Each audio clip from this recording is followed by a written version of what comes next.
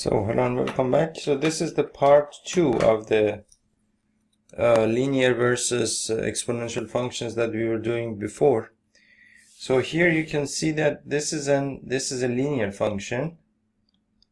This is of course a linear function, and I said that the slope of this function is 2 because for each unit of change in the input of the function in the horizontal direction, I have 2 units of change in the vertical direction or in the output of the function. So here basically the coordinate of this point is basically 5 and here is 3. So and then again, so let's do a table for this function. Let's call this f of x. And if this is x and this is f of x, you know that let's say at x is equal to 0, my output is equal to 3. At x is equal to 1, my output is equal to 5. At x is equal to 2, here, my output is equal to 7. Let me erase all this. So my output here is equal to 7 because we said that for each unit of change in the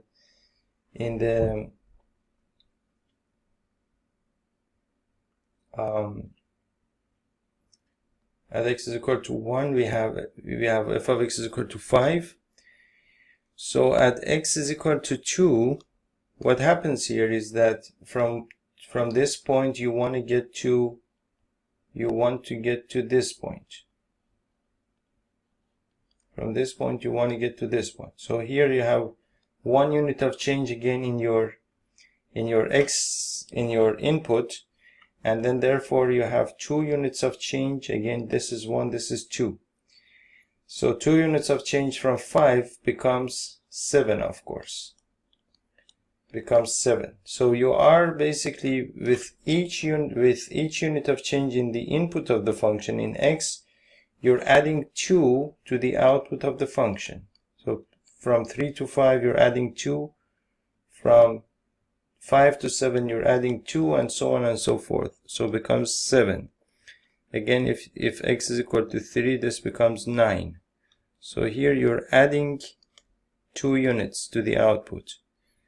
Here you're adding 2 units to the output. Here you're adding 2 units to the output by adding 1 unit of change to the input. Plus 1, and here again plus 1. So here basically you're adding to the output of the function. You're increasing the output of the function by a set amount. But here what happens is that you are multiplying something. You're multiplying something by the output of the function, and again the amount that you multiply by the output of the function is set, is, for example, in this case is 1.05, and each time you add 1 unit, this is add 1 unit to the input, again adding 1 unit to the input, again adding 1 unit to the input, you're multiplying this amount, the same amount, to the output of the function one more time, and one more time.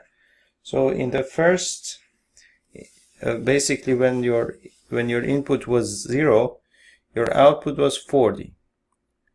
When your input was 1, your output was 40 times 1.05. When your input was 2, it was 40 times 1.05 times 1.05. So you're multiplying the same amount by the output of the function. Now this multiplication could be an amount that that leads to an increase in the output of the function. For example, in this case it's 1.05. If it is a decrease, then for example you have the same function, but every time you're multiplying something like n and w of n, but you're multiplying 0, 1, 2, 3, let's say, and then here you have 40. Here you have 40 times 0.90, so it's a decrease of 10%. Here you have 40 times 0.90 times 0.90. Again, here you have 40 times 0.90 times 0.90 times 0.90, and so on and so forth. So basically that means that after n weeks, let's say, after n weeks, you have 40 times 0.90 raised to the power n, because here 0.90 is raised to the 0th power, to the 1st power, to the 2nd power, to the 3rd power, so here to the nth power. So in an exponential function, you're multiplying something, the output is changed every time the input is changed. Every time the input is changed here from 0 to 1 to 2 to 3, the output is being multiplied by a set amount. But in the case of this function, in the case of this linear function, each time you increment your input by 1, you are adding 2 units to your output. So that's basically the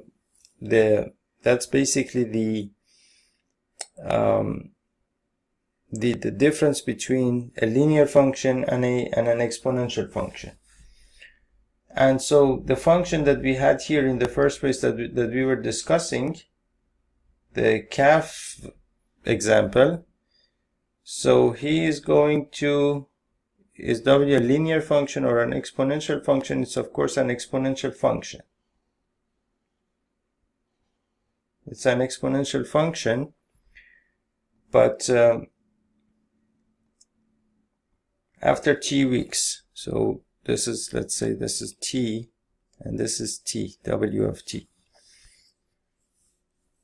So this is basically an exponential function, and of course this function holds true in a limited domain of the function. You could model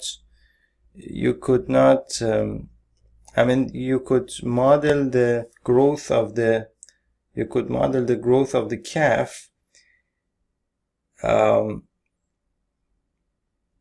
Only a short span of the growth of the calf can be modeled after this function, because this function, you can see that it's getting bigger and bigger as time goes by, and then after a while, for example, let's say a human being is